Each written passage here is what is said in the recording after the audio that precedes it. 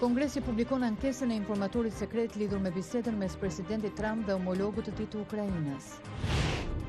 Franca nderon ish-presidentin Jacques Chirac, politikanin veteran që vdiq sot në moshën 86 vjeçare. Princi kurorës i Arabisë Saudite pranon për median amerikane se ka patur përgjegjësi për vrasjen e gazetarit Jamal Khashoggi pasi ngjarja ndodhi në autoritetin e tij, por ai mohon se kishte patur dijeni më parë.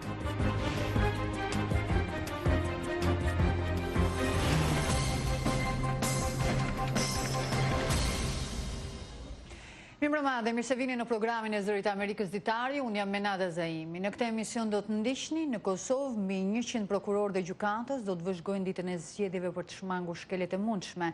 Sot nisim dhe një cikël intervistash me kandidatët e subjekteve kryesore politike për postin e kryeministrit të vendit. Do të keni mundësinë të ndiqni sot intervistën me kryetarin e nismës socialdemokrate Fatmir Limaj.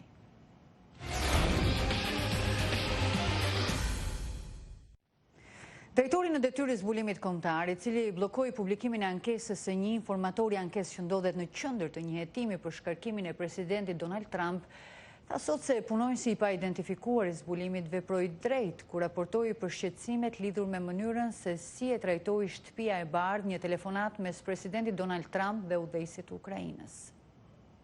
Joseph Maguire tha në dëshminë e tij përpara Komisionit të Zbulimit të Dhomës së Përfaqësuesve se informatori respektoi ligjin në çdo hap të procesit dhe shtoi se situata është e pashembullt. Ai tha se nuk i takon atij të përcaktojë se si ndërvepron presidenti me udhëheqësin e një vendi tjetër. I did not criticize the Inspector General's decision. Unë nuk e kritikova vendimin e inspektorit të përgjithshëm për faktin nëse shqetësimi ishte i besueshëm. Pyetja ime ishte nëse plotësonte kriterin për të qenë një shqetësim urgjent dhe kornizën 7 ditëshe për të njoftuar për të. Nuk e vë në diskutim gjykimin e tij, se kjo ishte një çështje serioze. Zoti Maguire pritet gjithashtu të dëshmojë edhe në Komisionin e Zbulimit të Senatit në një seancë me dyert të mbyllura. Para dëshmisë së tij, Komisioni i Dhomës së Përfaqësuesve bëri publik tekstin e ankesës së punonjësit të zbulimit. Gjatë kryerjes së detyrave të mia zyrtare, kam marrë informacion nga shumë zyrtarë të qeverisë amerikane se presidenti i Shteteve të Bashkuara po përdor kompetencat e postit për të nxitur ndërhyrjen e një vendi të huaj në zgjedhjet e vitit 2020, thuaj në ankesë. Të mërkurën në mbrëmje, disa ligjvënës të Komisionit të Zbulimit janë lejuar të shohin ankesën e informatorit. Përfundimet e tyre janë të ndara sipas linjave partijake. Polemikat nisën javën e kaluar pas njoftimeve në media se një informator i pa identifikuar brenda komunitetit të zbulimit kombëtar ishte alarmuar lidhur me një sër veprimesh brenda administratës së zotit Trump, të cilat përfshin atë që dihet tashmë, një telefonat në muajin korrik mes zotit Trump dhe presidentit të Ukrainës, Volodymyr Zelensky. Franca po nderon ish-presidentin Jacques Chirac, një politikan veteran dhe mbështetës i multilateralizmit, Bashkimit e Europës dhe Afrikës, i cili vdiq sot në moshën 86 vjeçare. Ligjvënësit francez mbajtën një minutë heshtje, ndërsa më vonë gjatë ditës pritet dhe një fjalim drejtuar kombit të presidentit Emmanuel Macron. Jacques Chirac i takonte gjeneratës vjetër të politikanëve, kryetari i Bashkisë Parisit për 18 vite përpara se të bëhej kryeministër e më vonë president për më shumë se një dekadë. Ai do të mbahet mend për shumë gjëra, përfshirë këtu të qenit kreu i parë i shtetit francez që pranoi rolin e vendit në Holokaust gjatë një fjalimi të vitit 1985. Chirac do të mbahet mend gjithashtu edhe për kundërshtimin e ndërhyrjes në Irak të udhëhequr nga Shtetet e Bashkuara në vitin 2003. Princi i kurorës së Arabisë Saudite duket se ka pranuar se ka patur përgjegjësi për vrasjen e gazetarit Jamal Khashoggi. Duke i thënë një rrjeti televiziv amerikan disa muaj më vonë se ngjarja ndodhi nën autoritetin e tij, por ai e mohoi të kishte pasur dijeni më parë. Ndodhi nën autoritetin tim, i tha princi Mohammed bin Salman, një gazetari në dhjetorin e vitit 2018, sipas citimeve të publikuara përpara një dokumentari të ri të PBS-it që do të transmetohet javën e ardhshme. Princi Mohammed, sundimtari de facto i mbretërisë, ka qenë në presion të madh ndërkombëtar pas vrasjes së gazetarit me banim në Shtetet e Bashkuara, trupi i cilit u coptua në konsullatën saudite në Stamboll dhe nuk u qet asnjëherë.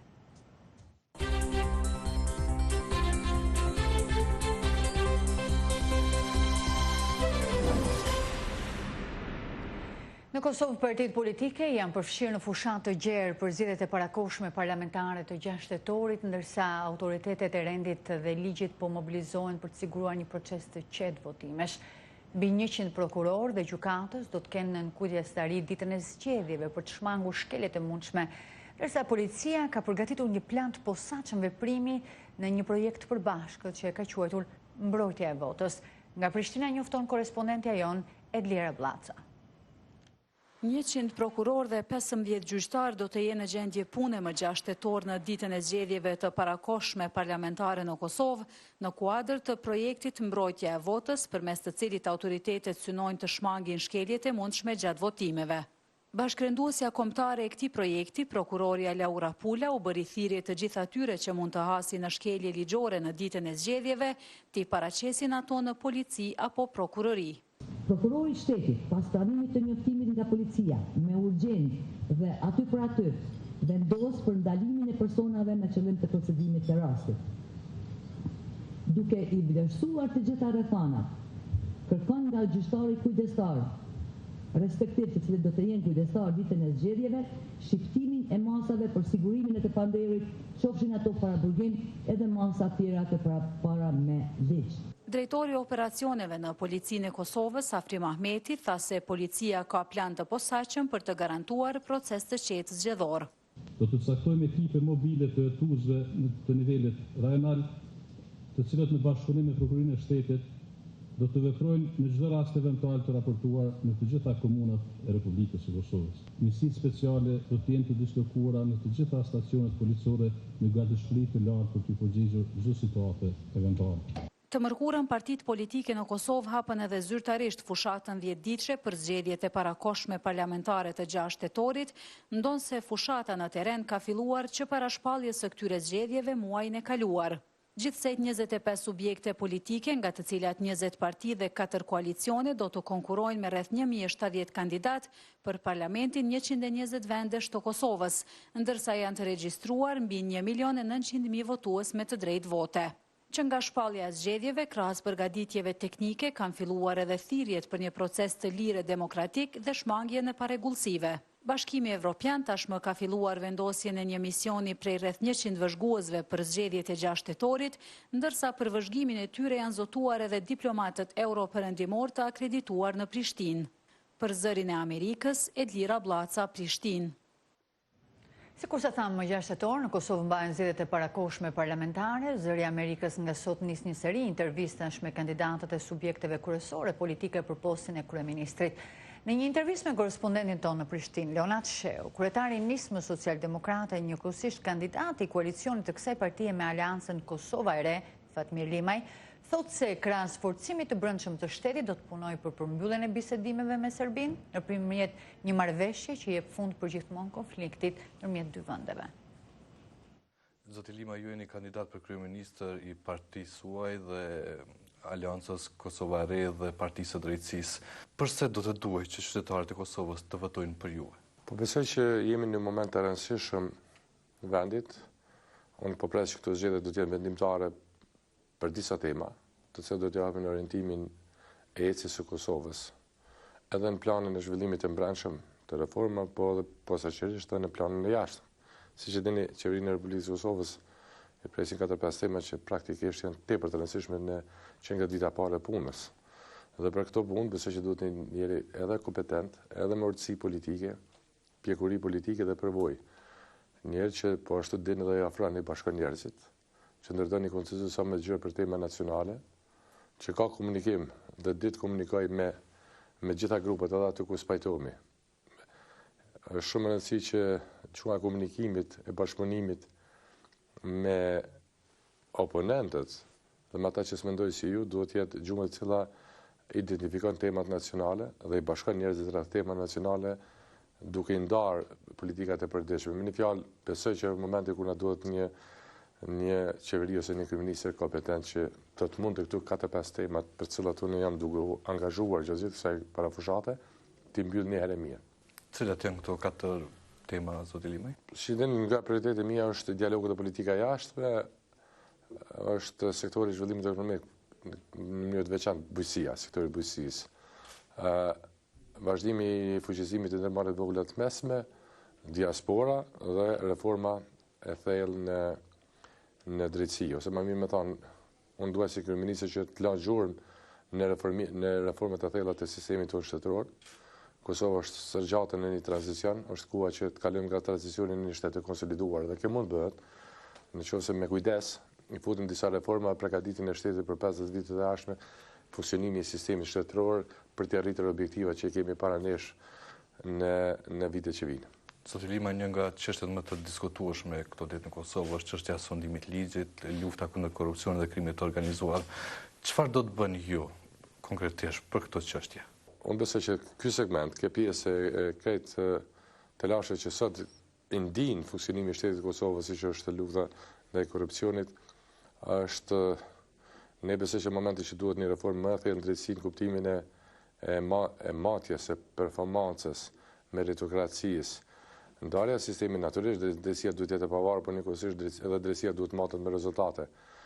Qeveria e Kosovës do të ka obligim me kriju parakushte këtij sistemi, me kriju klim të ndikimeve, me kriju ligje të mira, por në anën tjetër edhe shoqëria dhe ky vend duhet të kërkojë llogari të performancës të njerëzve që heqojnë ose që janë në krye të drejtësisë. Besoj që është koha që një prokuror nuk mund të avancohet nëse ka humbur 5 akt akuza. Një trupgjykues nuk mund të avancohet nëse kanë prishur 4 akt gjykime. Një hetues atje nuk mund të gjithmonë të avancohet nëse ka prishur provat dhe faktet ende pa ardhur te zyra e prokurorit. Domethënë, koha është që përmes kritereve, unë po shoh po përmes kritereve qarta ligjore, njerëzit avancojnë mbi bazën e rezultateve të punës. Zoti Lima, me këndo të ishit të gatshëm të bashkëpunoni pas zgjedhjeve, duke ditur që koalicioni pas zgjedhjeve janë të pashmangshme me parti tjera për të krijuar qeverinë e re? Si dini, unë kam bërë një ftesë gjithë kundër kandidatëve që të zotojmë rreth dialogut. Ne besojmë që në konsensus sa më i gjerë rreth dialogut, që është tema e rëndësishme, jo vetëm për Kosovën, por për rajonin, e posaçërisht për vendin tonë, edhe për temat tona të brendshme. Është shumë e rëndësishme që qartësisht partnerët të kenë qëllim qartë dhe zotim rreth kësaj teme, të përmbyllim një herë mirë dialogun me Serbinë dhe po ashtu edhe për reformat që folëm. Nëse ne arrijmë me pas një pajtim me këto, varësisht nga vullneti që shpreh qytetari i Kosovës, ne atë do ta konsiderojmë një ofertë e tillë. Zoti Lima, kurimi të dialogu, aleatët perëndimor kërkojnë që tarifa të largohet, ose pezullohet në mënyrë që të ripërtërihen bisedimet. Çfarë do të bëni ju nëse vini në krye të qeverisë? Qëndrimi jonë është që nga fillimi i jetës pa ndryshuar. Qeveria e Kosovës e ka vu taksën duke ndërtuar që në pozicione vetë politike se taksa largohet ku të pushojnë arsyet për cilat kanë detyruar qeverinë e Kosovës me vu taksën. Dhe ne vazhdojmë mendojmë që duhet janë disa arsye ekonomike politike që Kosovën e kanë detyruar me marrë një mas të tillë, si ishte vetëm mas. Ne besojmë që duhet të pushojnë ato arsye për të larguar taksat. Domethënë duhet të plotësohen të parakushte ekonomike politike në cilat Serbia në mënyrë apo tjetër ka penguar Kosovën. Dhe në momentin kur Serbia shpreh gatishmërinë që të plotësojë ato parakushte për cilat po flasëm, që të fillohet një marrëdhënie e lëvizje komunikimi normal mes dy vendeve tona në respekt të ndërsjellë, hiqen të gjitha arsyet për të qëndruar taksa. Cilat janë këto parakushte politike dhe ekonomike të tillë? Po janë ekonomike, janë për shembull njohja e dokumenteve, të tabelave, çarkullimi i lirë i mallrave tona, nuk mund futen mallat e Serbisë me Kosovën, me to do të respektohet emërtimi i kushtetues. Dokumentet e Kosovës duhet të nihen në Serbi, ndërmarrjet tona biznesi i Kosovës duhet të ketë të drejtë të konkurrojnë në publikime ose në tendere publike të shtetit serb me dokumentat tona si Republika e Kosovës janë vjetra arsye ekonomike, pastaj arsyet politike janë ajo ndërprerja fushatës mashtruese, denigruese, ofenduese që Serbia ka bërë ndaj Kosovës nëpër mekanizëm ndryshëm ndërkombëtar për pengimin e Kosovës në antarësim, po ashtu edhe në lobimet e tyre rreth mosnjohjes së Kosovës. Domethënë janë disa nga këto parakushte. Do donim një zotim të Serbisë në mirë besim me cila është e kaqme vërtet është interesuar për të arritur një marrëveshje mes vendit tonë dhe Serbisë. Ne jemi në fazë ku besoj që Kosova e Serbia janë në fazën e fillimit të njohjes së njëra tjetrës dhe ndërtimit të një fshinësie të mirë, e cila nuk i shërben vetëm dy vendeve tona, por do të shërben edhe rajonit. Po i bie kjo zoti Limit një lloj reciprociteti me Serbinë? Po, reciprociteti është mos legale. dhe të drejtë personalisht në kam qenë që nga fillimi të përdoret mos reciprociteti vetëm me Serbinë, por edhe me Shqipërinë, me gjitha vendet tjera në respektin ndërsjellët. Tash është një mos legale që aplikohet dhe njëhet në të drejtën ndërkombëtare ose në të drejtën marrëdhënieve mes shteteve dhe një reciprocitet i tillë besoj që i inkurajojnë palët të respektojnë njëra tjetrën. A do të mund kjo edhe ta ndalon të themi pak a shumë trysninë ndërkombëtare ose të Shteteve të Bashkuara të Amerikës? Kështu që interesi ynë është me zhblloku dialogun. Dhe ne jemi të interesuar që sa më shpejt të futemi në dialog. Kosova duhet të jetë serioze, Kosova duhet të dëmësojë seriozitetin e dialogut e ardhshëm, Kosova duhet të ndërtojë një konsenzus sa më gjerë, Kosova duhet të ndërtojë pozicionet e veta. Dhe kështu ne t'i japim me krejt seriozitetin e tonë të demonstrojmë gatishmërinë dhe vullnetin tonë për dialog në komunikim të vazhdueshëm me partnerët tanë ndërkombëtar. Janë përfolur shumë ide ndryshim të kufive, asociacion me kompetenca ekzekutive. E thash, pozicioni i Kosovës është ne jemi në fazë të negocimit për të ndërtuar eficiensinë mes Kosovës dhe Serbisë. Dhe në atë marrëveshje duhet të ketë një njohje reciproke antarësimi i Kosovës në kryebën e mekanizma të tjerë ndërkombëtar. Eficiencia e mirë ndërtohet duke ndërtuar një marrëveshje e cila implementohet dhe respektohet nga të gjithë, një marrëveshje e cila mbyll konflikte. Ne nuk besoj që në interesin e dy vendeve tona me mbyll marrëveshje jo të qëndrueshme që pastaj konfliktet mund të vazhdonin. Zoti Lima, faleminderit shumë për kohën tuaj. Ishte kënaqësi.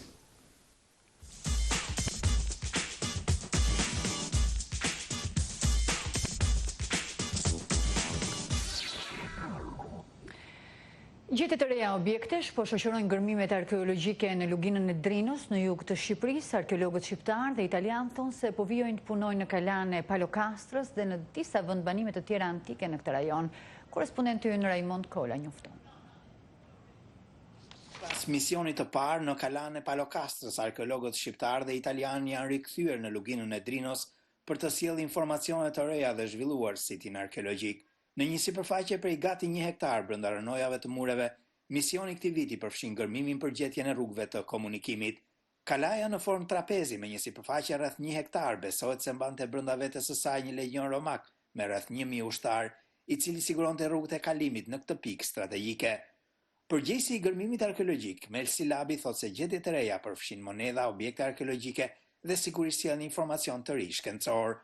Ne këtu duam të provojmë apo të nxjerrim në dritë fakte të kaluarës, pikërisht të periudhës paleokristiane, për të parë zhvillimin e jetës, se si ka ecur në vazhdimsi që nga fillimi i ekzistencës së kësaj kalaje deri në abandonimin apo deri në braktisjen e jetës urbane dhe ushtarake në këtë areal apo sit arkeologjik. Së bashku me arkeologët me mision arkeologjik janë përfshirë Universiteti i Gjirokastës, ai i Maceratës në Itali, por dhe student nga universitetet të tjera.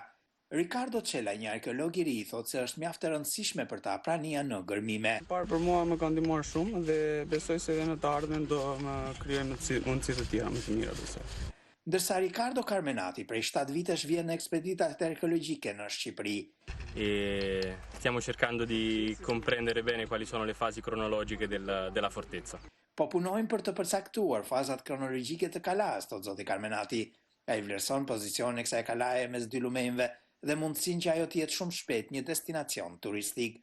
Ndërsa Lola, një restauratore nga Spanja, thotë se ndihet mjaft mirë që është përfshirë në projektin e gërmimit të Palokastrës. Ajo vlerëson peizazhin dhe historinë mbretëlënëse të kësaj zone. Gërmimet në kalane Palokastrës nisën në vitin 1974 nga arkeologu Apollon Bache, ku zbuluan themelet e kapanonëve të ushtarëve, një bazilik paleokristiane dhe 8 ambientet e kullave. Një vit më parë, 3 arkeologë të njohur, Roberto Perna, Luan Përzhita dhe Dimitër Çondi, nisën kërkimet e reja. Arkeologët shqiptar dhe italianë shpresojnë që gjatë misioneve që do të vijojnë, do të krijojnë një kompleks të integruar të disa siteve arkeologjike dhe po ashtu edhe të vizatojnë një hartë të lidhjeve funksionale mes tyre në luginën e Drinos në jug të Shqipërisë. Përgjatë kësaj lugine ku ata gërmojnë prej 13 vitesh, gjenden gjurmë të 15 qendrave urbane të lashësisë, të cilat ata shpresojnë që me kalimin e kohës të tërheqin edhe studiuesit e trashëgimisë kulturore dhe arkeologët, por edhe turistat. Për Zërin e Amerikës nga Palokastra i Gjirokastrës, Raimond Kola.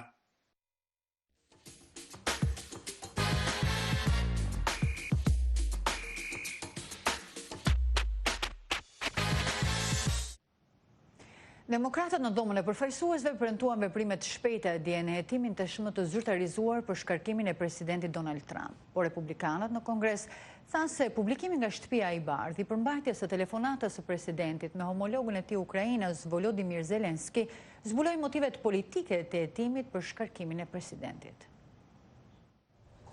Një shumicë e thjeshtë në dhomën e përfaqësuesve tani mbështet fillimin e procedurave për shkarkimin e presidentit Donald Trump. Mendoj se ky incident i veçantë na çon në një nivel tjetër, sepse po ndodh në kohë reale. Amerikanët mund të shohin saktësisht se çfarë po ndodh dhe nuk bëhet fjalë vetëm për Ukrainën. Unë mendoj se njerëzit duhet ta kuptojnë se kjo është një çështje e përgjithshme e sigurisë kombëtare me të gjitha vendet me të cilat kemi marrëdhënie. 6 komisione të dhomës së përfaqësuesve janë duke punuar në këtë hetim dhe ato mund të dërgojnë argumentet e tyre më të forta te kryetari i Komisionit të Drejtësisë, Jerry Nadler, i cili më pas mund të rekomandojë një votim të plot në dhomën e përfaqësuesve për artikujt e shkarkimit të presidentit. Sigurisht që deri në fund të vitit, ashtu si kryetaria e dhomës së përfaqësuesve, edhe ai ka thënë se ky duhet të jetë një proces i shpejt. Vendi dëshiron që ne të marrim masa në këtë drejtim.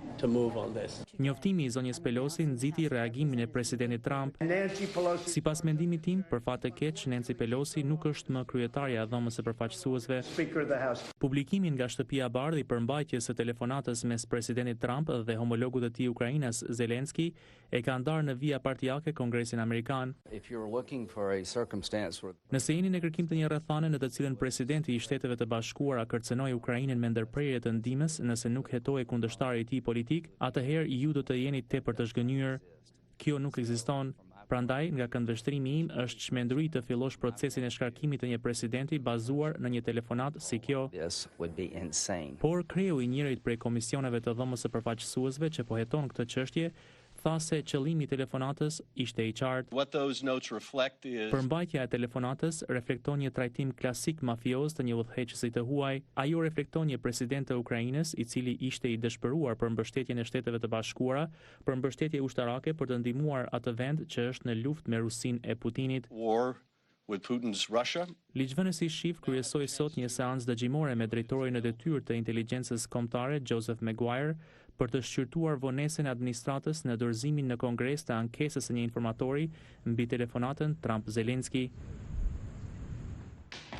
Vendimi i kryetares demokratët të dhomës përfaqësuesve Nancy Pelosi për të filluar hetimin me qëllim shkarkimin e presidentit Donald Trump ka komplikuar dhe më tej rrugën e pasigurt për zgjedhjen e tij vitin e ardhshëm. Anketimet e opinionit publik sugjerojnë se presidenti Trump gjendet në një situatë për zgjedhje disi më të dobët se sa shumica e presidentëve të mëparshëm. Ndërsa kandidon për të rizgjedhur, presidenti Trump merr energji nga mbështetja për krahasve të tij, të cilët dalin me mira në tubimet e tij elektorale. Në ndërtimin e kësaj administrate, Amerika po punon sërish, Amerika po fiton sërish dhe Amerika po respektohet sërish pas një periudhe shumë të gjatë. Por tashmë presidenti përballet me një sfidë të re, një hetim për shkarkimin e tij të udhëhequr nga demokratët në dhomën e përfaqësuesve. Shkaku bën pjesërisht përpjekjet e tij gjatë një telefonate për t'i bërë presion presidentit të Ukrainës për të hetuar djalin e rivalit të tij politik Joe Biden. Një transkript i bisedës telefonike u bë publik të mërkurën nga shtëpia e bardhë. Presidenti duhet jap llogari, askush nuk është mbi ligjin. Ndërsa vazhdon fushatën e tij elektorale, zoti Biden akuzoi presidentin për abuzim me pushtetin. Kemi një president që beson se mund të bëjë çdo gjë dhe t'ia hedh paq. Kemi një president që beson se është mbi ligjin. Presidenti Trump mohon të ketë gabuar dhe thotë se një hetim i demokratëve për ta shkarkuar realisht do ta ndihmojë të rizgjidhet vitin e ardhshëm. Lajmi i mirë është se votuesit po e marrin mesazhin dhe prandaj po thuhet se është mirë për rizgjedhjen, por është keq për vendin. Hetimet me qëllim shkarkimin e tij shtojnë një element pasigurie për shanset e rizgjedhjes së presidentit krahas një dobësimi të mundshëm të ekonomisë amerikane. I really think this 2020 election is kind of a 50-50. Në këtë pikë mendoj vërtet se zgjedhjet e 2020-s janë me shanse 50 me 50%, me shumë faktorë ndërveprues, kundër apo në favor të Trumpit. Mbi të gjitha nuk dihet çfarë forme do të marrë ekonomia, nëse do të kemi luftë apo jo, si dhe nuk dihet ende identiteti i rivalit demokrat. The Democratic nominee also unknown. Anketimet tregojnë se niveli i miratimit për presidentin Trump është i ulët. Rrjedhimisht presidenti mban shpresat tek një bazë mbështetësish shumë besnik dhe energjik që ta çojnë drejt fitores në 2020-ën. President Trump's great strength is that he has a core of supporters who are going to be with him no matter what. Pika e tij më e fortë është se ka një bërtham mbështetësish që do t'i qëndrojnë pavarësisht se çfarë ndodh. Problemi i tij më i madh është se ata nuk janë shumica e elektoratit amerikan, janë gati 40%. It is about 40%. Por për sa kohë që ekonomia mbahet e fortë, presidenti Trump do të vazhdojë të përfitojë. Mendoj se Trump është një lloj kreti ndryshëm presidenti dhe se ai ka ende avantazhe strukturore. Mendoj se ai do të fitojë pasi ekonomia do të vazhdojë të jetë e fortë. Presidenti Trump po mundohet të shmang fatin e presidentëve të mparshëm që nuk u rizgjodhën dot. Demokrati Jimmy Carter në vitin 1980 dhe republikani George H.W. Bush në vitin 1992.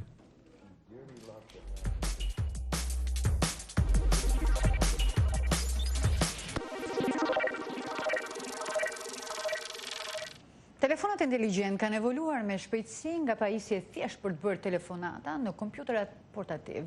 Por këto përparime sjellin me vete edhe pasoja, siç është edhe varësia, çrregullim që po përhapet shumë shpejt. Kjo situatë ka çuar dhe në hapjen e qendrave speciale për rehabilitim.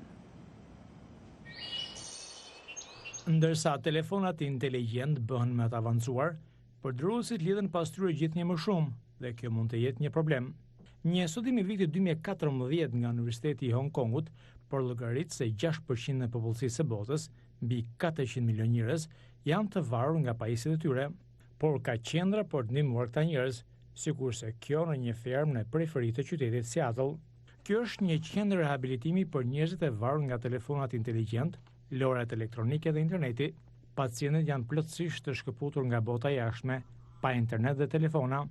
19-vjeçari Thomas ndodhet në këtë qendër për afro 30 ditësh. Ai është i varur nga lojrat elektronike. Jam dhënë shumë pas lojrave elektronike, por kam luajtur edhe për ekipin sportiv kibernetik të fakultetit. Kur ai filloi të ndjehej i dëshpëruar, prindërit e dërguan tek programi i quajtur Restart, me një kosto të madhe prej $500 në ditë, për disa ky program ja vlen. Këtu masat janë të rrepta, gjumë me orar dhe punë e detyruar në fermë, palestër, pastrim dhe gatim. Pacientët më pas dërgohen në qytetin Seattle, kur i mësojnë se si të jetojnë në një jetë të balancuar dhe rifitojnë aftësitë e humbura të komunikimit. Disa njerëz futen në internet sepse kanë miq virtual dhe ndjehen se i plotësojnë nevojat shoqërore në internet, në komunitetet kibernetike. Qendra ka 10 dhoma me tematika të ndryshme ku pacientët mund të argëtohen. Përdorimi i internetit mobil është rrepsisht i ndaluar dhe telefonat përdoren vetëm për të komunikuar. Një qendër kompjuterike lejon përdorimin e pajisjeve vetëm 2 orë në ditë. 2 vite më parë, Alex Dimana shpenzonte 10 orë në ditë para kompjuterit të tij. Lojrat elektronike janë djalli, mos i luani. Një shaka e hidhur për mua, por tani rregull. Duhet të kontrolloni se sa teknologji duhet të lejoni në jetën tuaj.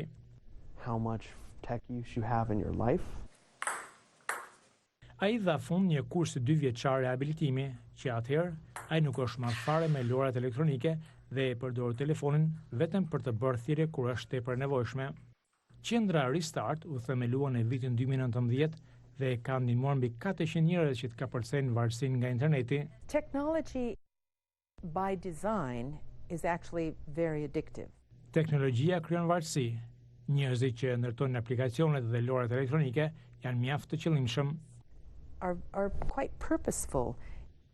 Por, pavarësisht se sa imponues mund të jetë interneti, qendra si Restart po mësojnë vlerën e të qenit pjesë e botës reale.